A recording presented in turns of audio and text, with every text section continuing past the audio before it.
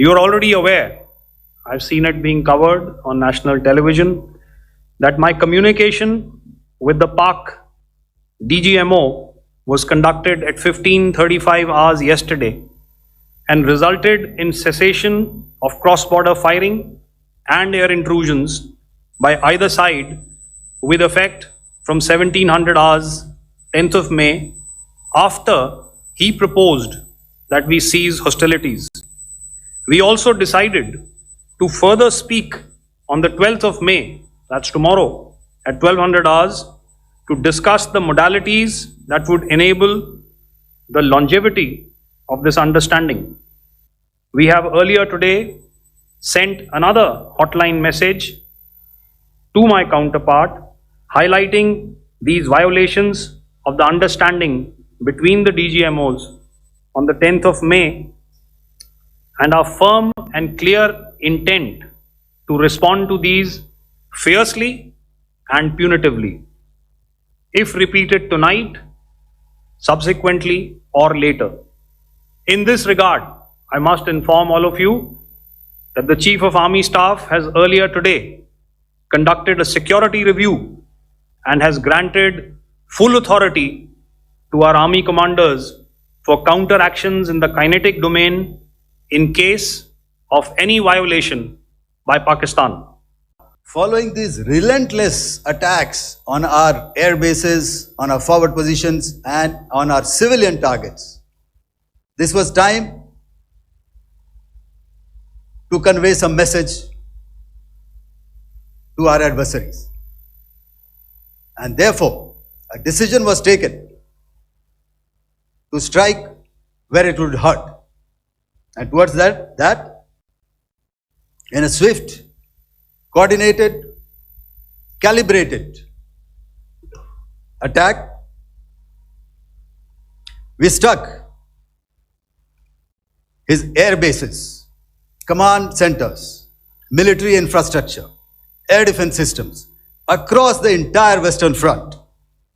The bases we struck include Chaklala, Rafiki, and mind you, Chaklala is Islamabad, Rahim Yar Khan, Sakar, sending a clear message that aggression will not be tolerated. This was followed by strikes at Sargoda, Bholari, Jacobabad.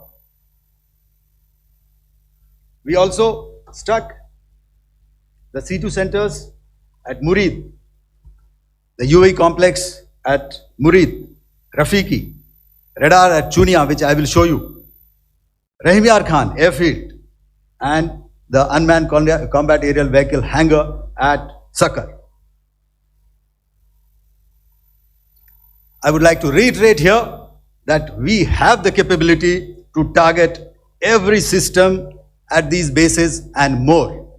However, it was only a measured response to instill good wisdom to our adversary to refrain from further escalation. IF response was directed only at military installations, avoiding civilian and collateral damage. I would now like to show you some of the effects that have been achieved as a result of our air operation.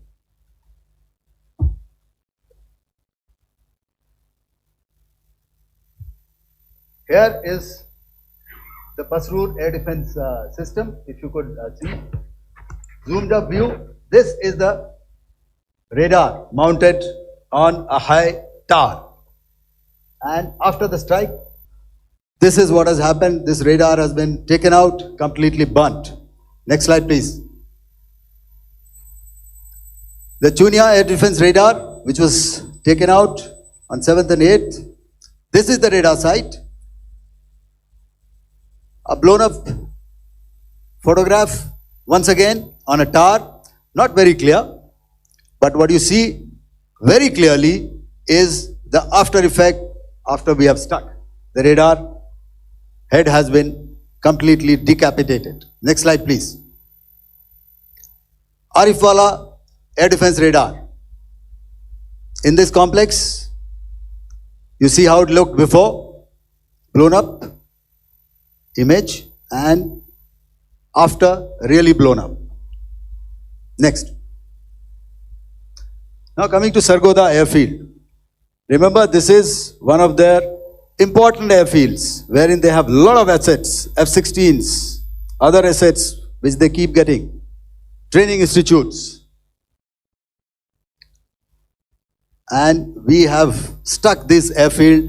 It is not, if you zoom in here, then one impact point here on the runway and second impact point of our weapon, precision weapon on the runway. And if you see this blown up, repairing going on. Same here. Next. Rahimyar Khan. This is the area we have stuck. A deep strike out here and one complex here. So this is how it looked before, and same, you see a big crater, another crater here, and this complex after strike neutralized. Next. Chaklala airfield, Noor Khan, once again a major air base, a lot of their logistic assets out here. This was the chosen complex that we intended to strike and convey a message. Next slide, please. This is how it looked before, and this is how it looked after our strike. Next. Sakar. We chose the radar site at Sakar. This is the radar site, and after it was struck, this is the aftermath, completely burnt out. Next, please. Aircraft shelter. This is how it looked before the strike, and this is how it looked after the strike. The roof of the buildings completely caved in and burnt. Next. Bolari airfield, aircraft hangar. This is how it looked before, and this is how it looked after the precision strike. Next. Jacobabad, aircraft hangar, and this is how it looked after.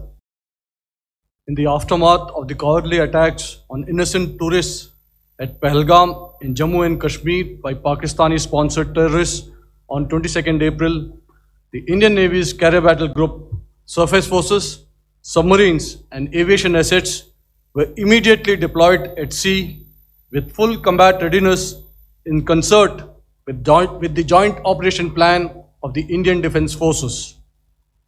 You may be aware that we tested and refined tactics and procedures at sea during multiple weapon firings in the Arabian Sea within 96 hours of the terrorist attack. The aim was to revalidate our crew, armament, equipment and platform readiness to deliver various ordnance on selected targets precisely. Thereafter, our forces remained forward deployed in the Northern Arabian Sea in a dissuasive and deterrent posture with full readiness and capacity to strike select targets at sea and on land, including Karachi at time of our choosing. The forward deployment of the Indian Navy compelled Pakistani naval and air units to be in a defensive posture, mostly inside harbors or very close to the coast, which we monitored continuously.